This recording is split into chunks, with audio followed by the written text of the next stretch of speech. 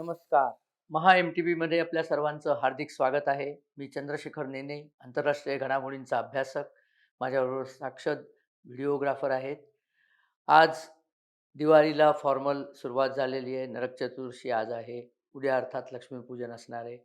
याबद्दल मी आपल्या सर्वांचे महा एम-टी-व्ही परिवार आणि माझ्या स्वतःच्या आणि साक्षरच्या कडून हार्दिक अभिनंदन करतो. आपल्याला शुभेच्छा आहेत. आपली समृद्धी वाढावी, या देशाची समृद्धी वाढावी, देशात शांती, समाधान आणि स्थैर्य नांदावं, ही परमेश्वराचरणी प्रार्थना करून आता मला एक आपल्याशी बरोबर विषय डिस्कस करायचा आहे, की ही दिवाळी जी भारतात आपण करतोय, त्या दिवाळीचं महत्त्वाच्या देशांमध्ये कसं काय सेलिब्रेशन होतं? आणि असं आहे, की देशांमध्ये जिथे-जिथे भारतीय बांधव राहतात, मी स्वतः अ, आफ्रिकेत राहिलो आहे, मध्य पूर्वेत किंवा पश्चिम आशियात राहिलो आहे आणि सगळीकडे दिवाळीचं भारतीय बांधव खूप उत्साहाने त्याचं जल्लोष करतात, हे तर आहेच. परंतु नुसते भारतीयच जल्लोष करतात असं नाही, तर एक प्रातिनिधिक म्हणून मला सांगायचं आहे, की इंग्लंडचे पंतप्रधान किया स्टार्मर, आणखीन अमेरिकेचे राष्ट्राध्यक्ष जो बायडन, हे सुद्धा आपापल्या घरामध्ये म्हणजे जो बायडन व्हाईट हाऊसमध्ये आणि स्टार्मर 10 डाउनिंग स्ट्रीट म्हणून जे पंतप्रधान निवास आहे तिथे दिवाळीचं खूप चांगल्या तऱ्हेने जल्लोष करतात. आणि दिवाळीच्या शुभेच्छा ते आपल्या म्हणजे त्यांच्या देशातल्या भारतीय नागरिकांना देतातच आणि संपूर्ण जगातल्या भारतीय नागरिकांकरता सुद्धा त्या शुभेच्छा देतात. हा एक अ, नुसता संस्काराचा भाग नाही आहे, तर भारताच्या वाढत्या शक्तीचा हे एक द्योतक आहे, की या सगळ्या महासत्ता देखील म्हणजे अमेरिका तर निश्चितच महासत्ता आहे. दिवाळी सेलिब्रेशन करतात आणि आपल्या देशामध्ये ठळकपणे ते दाखवतात, की आम्ही करतो. दरवर्षी चालतं हे काही याच वर्षी करतायत असं नाही. इंग्लंडचं तर तुम्हाला सांगायचं म्हणजे 14वं वर्ष आहे हे. गॉर्डन ब्राउन जेव्हा इंग्लंडचे पंतप्रधान होते, तेव्हा त्यांनी पहिल्यांदा 10 डाउनिंग स्ट्रीट या त्यांच्या स्वतःच्या पंतप्रधान निवासस्थानी दिवाळीचा उत्सव साजरा केला. म्हणजे उत्सव म्हणजे पूजेपासून सगळं करतात ना, असा म्हणजे तिथल्या हिंदू पुजाऱ्यांना बोलवतात, सांस्कृतिक कार्यक्रम करतात. खूप चांगल्या तऱ्हेचं तिथे उत्सवी वातावरण असतं आणि अर्थात युरोप किंवा अमेरिका किंवा इंग्लंडमध्ये उत्सवी वातावरण हे भारतीय लोकांपेक्षा चांगलं इतर कोणीच करू शकत नाही. कलरफुल असतं. भारताच्या संस्कृतीचे वेगळे-वेगळे ज्याला म्हणतात सॅम्पल्स तिथे असतात. म्हणजे वेशभूषा, संगीत, नृत्य हे सगळं चालतं आणि एकूण आनंदाचा एक फार चांगला तिथे जोश असतो. तर ते साजरं होते. पण यावेळेला आणखीन एक विशेष झालंय बरं का, की यावेळेला नुसतं इथेच इथूनच आपल्याला शुभेच्छा मिळाल्या असं नाही. तर एक भारताची अत्यंत अभिमानास्पद असलेली मुलगी सुनीता विल्यम्स. सुनीता विल्यम्स मूळची ही मेहसाणा डिस्ट्रिक्टमधले झुलासन गावाचे तिचे वडील आहेत. पंड्या त्यांचं आडनाव. तर आणि तिची आई स्लोव्हेनियन आहे आणि ती अर्थात आपल्याला माहिती आहे, की सध्या अनेक महिने स्पेस लॅबमध्ये अडकलेली आहे. तर तिने 216 मैल तिने सांगितलं होतं 216 का 248 मैलावरनं खाली सगळ्यांना शुभेच्छा दिल्या आहेत. अमेरिकेला तर दिल्याच आहेत, भारतालाही दिल्या आहेत. सगळ्या पृथ्वीवरच्या नागरिकांना दिवाळीच्या शुभेच्छा यावेळेला अंतराळातून आपल्याकडे आलेल्या आहेत. आपण परमेश्वराचं निवासस्थान नेहमी स्वर्ग हे वरती मानतो. तर पृथ्वीपेक्षा स्वर्गाला जास्ती जवळ अशा ठिकाणी सुनीता विल्यम्स आहेत आणि त्यांच्याकडनं आपल्याला शुभेच्छा सगळ्यांना मिळालेल्या आहेत. भारताच्या वाढत्या अ, श्रेयाची, वाढत्या यशाच्या शिखराची ही एक नांदीच आहे, की प्रत्यक्ष स्पेसमधनं, प्रत्यक्ष अंतराळातनं आपल्याला या दिवाळीच्या शुभेच्छा मिळाल्या आहेत. पण इतकंच नाही, या दिवाळीनिमित्त कितीतरी चांगल्या गोष्टी घडल्या आहेत. एक 2-3 वानगी दाखल आपल्या बरोबर शेअर करायच्या आहेत. कारण आज दिवसच उत्सवाचा आहे. आज ज्या बातम्या द्यायच्या आहेत किंवा आज ज्या घटना सांगायच्या आहेत, त्या उत्सवी घटनाच सांगायच्या आहेत. तर आपल्याला माहिती आहे, की काल धनत्रयोदशी होती आणि आपल्या इथे अशी एक प्रथा आहे, संस्कार प्रथा म्हणा. धनत्रयोदशी हा खरं म्हणजे धन्वंतरींचा वाढदिवस म्हणून सेलिब्रेट होतो. परंतु धनत्रयोदशीतला जो धन कॉम्पोनंट आहे, त्याला अनुलेखून त्याचा उल्लेख करून ॲक्चुअली सोनं घेण्याची आपल्याकडे परंपरा आहे. धनत्रयोदशीला अगदी गरीबातला गरीब भारतीय असला तरी गुंजभर का होईना थोडंसं सोनं घ्यायची प्रयत्न करतो. तर गुंजभर नव्हे तर 102 टन सोनं नरेंद्र मोदी सरकारने काल इंग्लंडच्या बँकेतनं भारतात परत आणलेलं आहे. आता तुम्ही म्हणाल इतकं टनावधी सोनं कुठनं आलं? काय झालं? तर एक तुम्हाला जुना इतिहास सांगायचा आहे. 1990 साली जेव्हा भारताची आर्थिक स्थिती अतिशय वाईट होती. काँग्रेसच्या कंटिन्युअस सरकारनी भारताची आर्थिक स्थिती खूप वाईट केलेली होती. 91ची लिबरलायझेशनची पहाट अजून उगवायची होती. त्यामुळे भारत अतिशय वाईट परिस्थितीत होता. पगार द्यायला पैसे नव्हते. त्यावेळेला आपल्याला कर्ज उभारायला लागलं आणि ते कर्ज किती होतं? फक्त $40 कोटी कर्ज होतं. काही फार नव्हतं. आताच्या काळातलं $40 कोटी कोणी मोजत नाही. भारताचं जवळ-जवळ $700 अब्ज तर आता आपली गंगाजळीच साठलेली आहे. परंतु तो काळ वेगळा होता, हा काळ वेगळा आहे. तर ते 40 अब्ज 40.5 कोटी डॉलर्स कर्ज देण्याकरता बँक ऑफ इंग्लंडनी सांगितलं, की तारण पाहिजे. असं कसं कर्ज देणार? अहो, देशाकडनं तारण मागितलं आणि तारण शुद्ध सोन्यामध्ये मागितलं. फार अपमानास्पद गोष्ट होती. आत्ताही विचार करताना मला अगदी मनाला इंगळ्या असतात, की एवढा मोठा भारत, एवढी आपली लोकसंख्या, एवढी आपलं टॅलेंट आपल्या देशामध्ये आणि एका काळची महासत्ता असलेला भारत, एका काळचा भारत हा सर्वात जगातला श्रीमंत देश होता. तर काय परिस्थिती करून ठेवली होती या सरकारने आपली, की आपल्याला 40 कोटी डॉलर्स करता आपलं सोनं तिकडे तारण ठेवायला लागलं आणि रिझर्व्ह बँकेच्या गव्हर्नरनी पुढे एक पुस्तक लिहिलं त्यावेळेला मला वाटतं वाय.एस. रेड्डी मला वाटतं गव्हर्नर होते तेव्हा. त्यांनी पुस्तक लिहिलंय त्याच्यामध्ये त्यांनी हा प्रसंग लिहिलाय, की ते सोनं ट्रकमध्ये घालून दिल्लीच्या विमानतळावर नेलं होतं.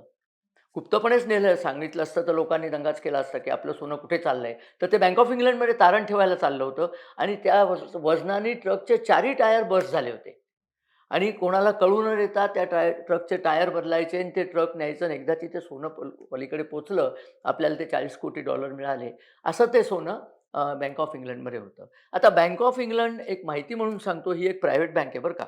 नाव बँक ऑफ इंग्लंड आहे, पण ब्रिटिश सरकारची नाही आहे. ती प्रायव्हेट बँक आहे. जशी अमेरिकेची फेडरल बँक आहे, ती सुद्धा प्रायव्हेट बँक आहे. त्याच्यावर पुन्हा कधीतरी सविस्तर बोलीन.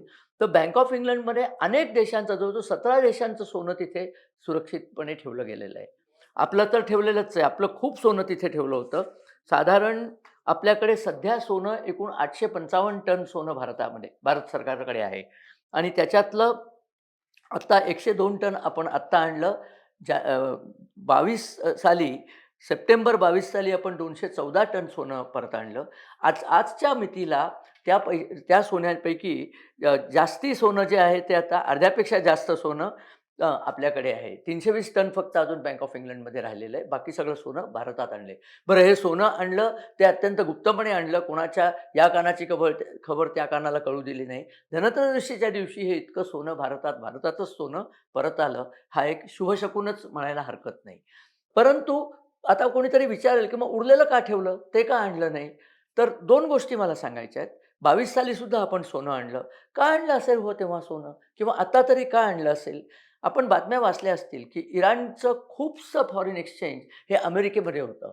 रशियाचं खूपसं फॉरेन एक्सचेंज हे अमेरिकन डॉलर्समध्ये अमेरिकेत होतं आणि युक्रेनवरती रशियाने हल्ला केल्यानंतर, इराणने अमेरिकेशी पंगा घेतल्यानंतर अमेरिकेने ते सगळं सोनं किंवा त्यांची जी संपत्ती होती, ती फ्रीज करून ठेवली. फ्रीज म्हणजे ती त्यांना वापरता येत नाही. अमेरिकेने ती ताबा नाही घेतला त्या संपत्तीचा, पण तुमचे पैसे त्यांच्याकडे ठेवले आणि त्यांनी तुम्हाला वापरू दिले नाही, म्हणजे काय गेल्यातच जमा आहे ना. कधी त्यांच्याकडनं त्यांची मुठ्ठी उघडेल, तेव्हा तुम्हाला तुमचे पैसे परत दिसतील. जागतिक परिस्थिती अनिश्चित जर होत असली, तर उद्या बँक ऑफ इंग्लंडनी सांगितलं, की भारताचं सोनं आहे आमच्याकडे, पण तुम्हाला देत नाही. तर काय करायचं? मला वाटतं हा पण एक विचार हे सोनं परत आणण्यामध्ये होता. भारत समर्थ देश आहे. भारत आपल्या सोन्याची देखभाल करू शकतो. आता आपल्याला तशी भीती नाही आहे. ते सगळं मान्यच आहे. परंतु अनिश्चित आंतरराष्ट्रीय परिस्थितीमध्ये आपलं सोनं बाहेरच राहिलं, असं होऊ नये आणि ते सोनं कधीही त्यांनी फ्रीज केलं, तर आपली काय परिस्थिती होईल आपण विचार करूया. त्यामुळे त्यांनी हे सोनं भारतामध्ये आणलं, हे नक्की आहे. मग उरलेलं सोनं अजून तिथे का ठेवलंय? त्याचंही एक कारण आहे. सोनं जेव्हा बँक ऑफ इंग्लंडमध्ये असतं, तेव्हा सोन्याचा जगातले सर्वात मोठे मार्केट म्हणजे लंडन बुलियन मार्केट आणि न्यूयॉर्क बुलियन मार्केट. तर लंडनच्या मार्केटमध्ये ते सोनं जर विकायचं असलं किंवा त्या सोन्यावर काही अनेक तारण घ्यायचं असलं किंवा काहीही करायचं असलं, तर एका क्षणात by the drop of a की एका कॉम्प्युटरच्या कीवरती रिझर्व्ह बँकेचे गव्हर्नर तो व्यवहार करू शकतात.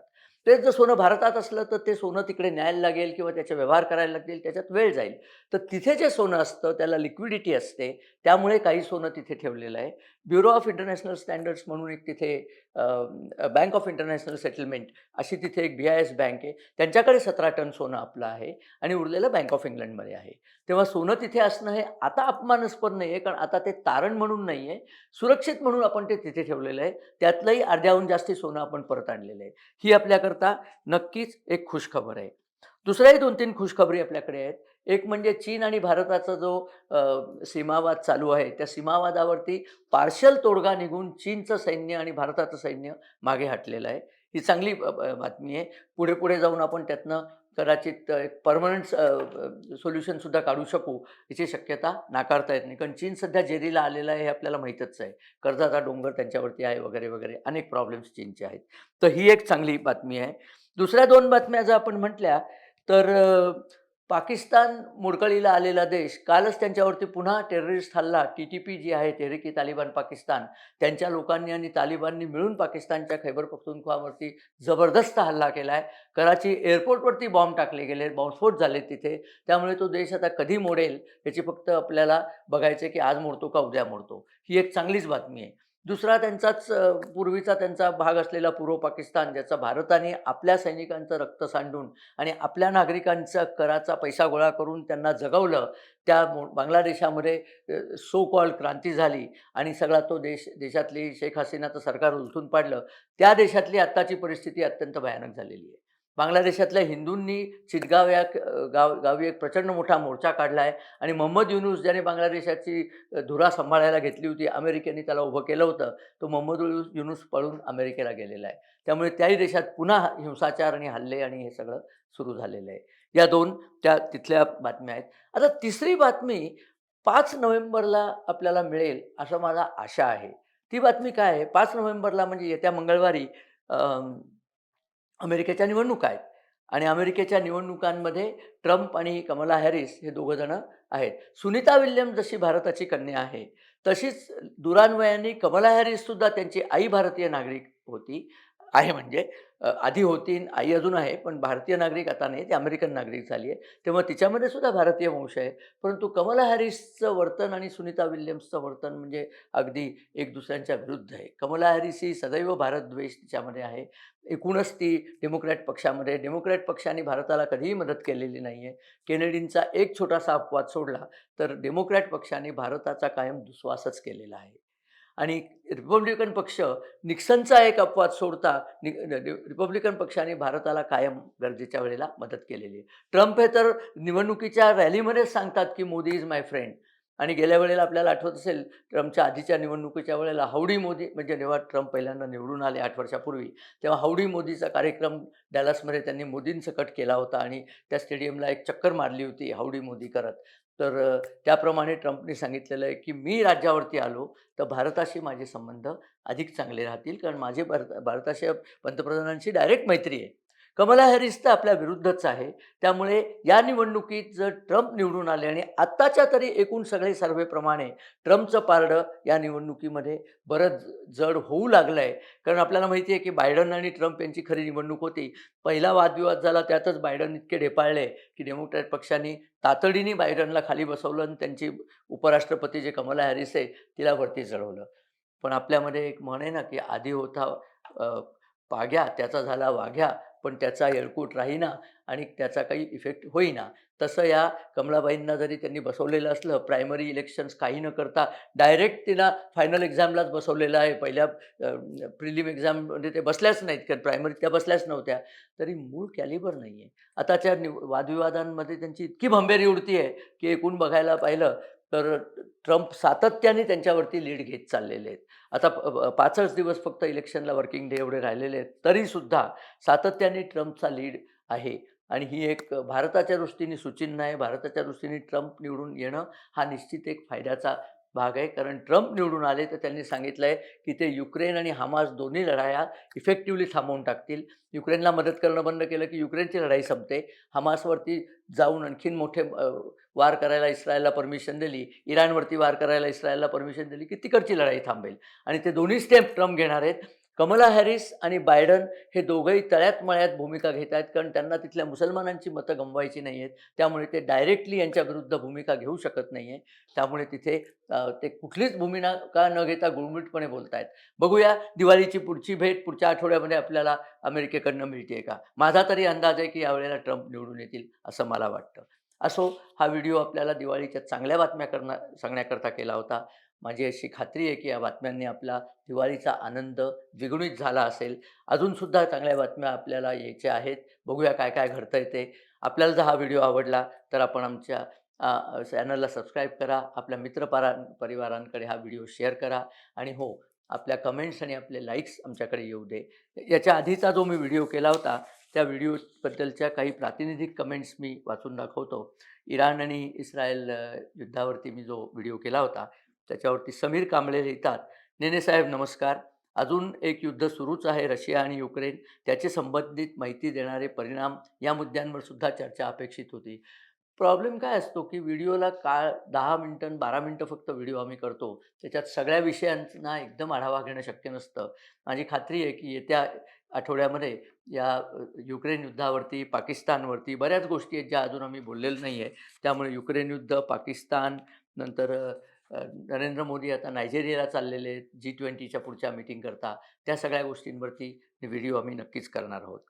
अमित बांगडे लिहितात, आपल्या देशात 40% नागरिक मतदान करत नाही. मतदान हा आपला हक्कच नाही तर कर्तव्यही आहे. आपण लोकशाही भारतात मतदान सक्तीचे केले पाहिजे. माझी अगदी पूर्णपणे याला अनुमोदन आहे. मतदान हे सक्तीचं करायला पाहिजे. किंबहुना जे मतदान करणार नाहीत, त्यांनी जर संयुक्तिक कारण दिलं नाही, तर त्यांना सरकारी सुविधांचा कुठलाही लाभ देणार नाही. अशी काहीशी जर सक्ती केली, तर कदाचित लोकं मतदान करतील. गजानन दाणी लिहितात, बांगलादेशमध्ये काय परिस्थिती आहे ते सांगावे सर. गजानन, बांगलादेशमधली परिस्थिती आता पुन्हा स्फोटक होत चाललेली आहे. कदाचित येत्या एक 2 ते 3 आठवड्यात आपल्याला बांगलादेशात आणखीन एक सत्तांतर पाहायला मिळेल की काय असं वाटतं, कारण त्यांचे पैसे टोटल संपलेले आहेत आणि संबंध अनागोंदी त्या देशात चालू आहे. शिवदास शिवा लिहितात, इस्रायलला जे यश मिळालेले आपण पाहतो, त्या सर्वामागे इस्रायली जनतेचं असलेलं आपल्या देशावर निस्सीम प्रेम, देशभक्ती व आपल्या नेत्यावर असलेला जबरदस्त विश्वास या गोष्टी कारणीभूत आहेत. त्यामुळेच इस्रायली सैन्याचं मनोधैर्य वाढतं, मनोबल वाढतं. हेच इस्रायलच्या यशाचे गमक आहे. आदरणीय श्री नेनेजी, आपणास दिवाळीच्या मनापासून खूप खूप शुभेच्छा. धन्यवाद शिवदासजी. आपल्याला सुद्धा दिवाळीच्या खूप खूप शुभेच्छा. आणि बरोबर आहे आपलं म्हणणं, जेव्हा सगळा देश सैन्याच्या मागे उभा असतो, तेव्हा त्या सैन्याचं मनोधैर्य नक्कीच द्विगुण होत होतं. आणि लक्षात ठेवा, इस्रायल ह्या स्वतःच्या अस्तित्वाकरता लढाई लढतोय. त्यामुळे त्यांच्याकरता प्रत्येक लढाई आर आर आणि पारचीच लढाई असते. आत्ता थोडी लढाई करून उद्या थोडासा विश्रांती घेऊ, असं त्यांना करता येत नाही. शीतलकुमार यादव लिहितात, बलुचिस्तान फ्रीडम मूव्हमेंट याच्यावर पण व्हिडिओ बनवावा ही अपेक्षा.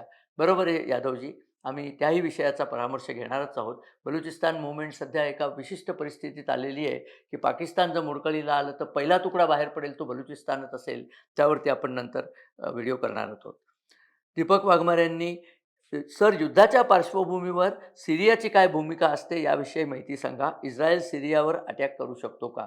इस्रायल सिरियावर निश्चितच अटॅक करेल. इनफॅक्ट आतासुद्धा त्यांचे गुप्तपणे अटॅक चालूच आहेत. परंतु सिरियाची सध्या कंडिशन इतकी वीक झालेली आहे, ते आपसात इतके लढतायत, की ते इस्रायलला डायरेक्ट थ्रेट पोहोचवू शकतील असं वाटत नाही. परंतु तसं झालं तर इस्रायल काही सिरियाला सोडणार नाही आहे.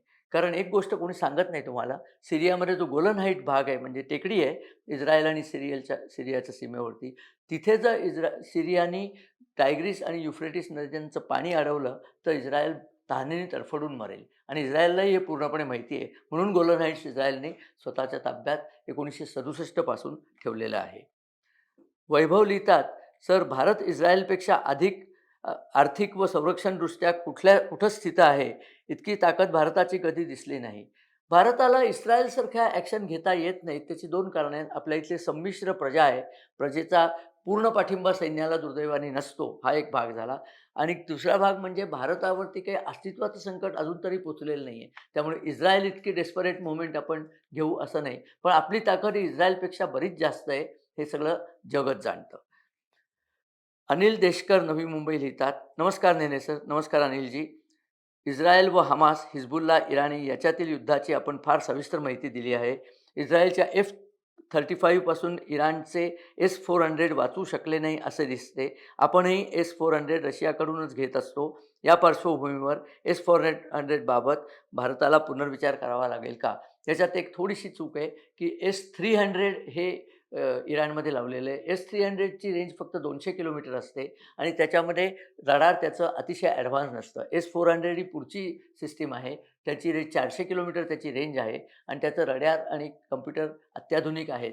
त्यामुळे S-400 कदाचित S-300 सारखं नाकाम ठरणार नाही असं वाटतं. विकास देशमुख लिहितात, "सर, इराणकडे S-400 नसून S-300 आहे असं मला वाटतं." बरोबर आहे विकास, तेच मी आत्ता सांगत होतो. शेवटचा एक प्रश्न घेतो. राजीव देशपांडे लिहितात, "कुर्रम प्रांत, कुर्रम का खुर्रम हा प्रांत आपण दाखवलेल्या नकाशानुसार पाक व अफगाणिस्तानच्या सीमेवर दिसतोय. 3 देशांच्या सीमेवर दिसत नाही. माझी समजण्यात चूक झालेली असू शकते." तुमची चूक झालेली नाही आहे, पण कुर्रम प्रांतामध्ये शियांचं वास्तव्य खूप जास्त असल्यामुळे 48.5% शिया तिथे आहेत. त्यामुळे इराण तिथनं फार लांब नाही आहे. अफगाणिस्तानाचा एक थोडासा सेक्शन ओलांडला की इराणमध्ये जाता येतं आणि शियांचं एकूण वसतिस्थान आणि आश्रयस्थान इराणच आहे. त्यामुळे मी थोडंसं सांगितलं की इराणमध्ये ते आहे. इराणच्याच बॉर्डरवर ते आहे. ते फार जवळ आहे इराणच्या बॉर्डरपासून. पण कुर्रम नावाचं तुम्हाला सांगायचं आहे. ऋग्वेदामध्ये कृमू नावाची एक नदी आहे. ती कृमू नदी जिथे वाहते तो प्रांत खुर्रम आहे. त्या कृमूचं पुढे त्या नदीचं नावही त्यांनी खुर्रम दरी दरी खुर्रम असं ठेवलंय. दरी म्हणजे दरी नाही, अ, नदीचं नाव रुद खुर्रम रुद. रुद हे दरी भाषेतलं नदीचं नाव आहे अफगाणिस्तानमधल्या. तर त्याचं नाव अजूनही खुर्रमच आहे. ती कृमू नावाची नदी होती. भारतीय संस्कृती अफगाणिस्तानात 100% नांदत होती. त्याचे अनेक पुरावे तिथे सापडतात. त्याच्यातला हा एक पुरावा आहे. असो, हा जर व्हिडिओ आपल्याला आवडला तर आपण हा शेअर करालच मला खात्रीच आहे. व्हिडिओ बघण्याबद्दल धन्यवाद आणि नमस्कार.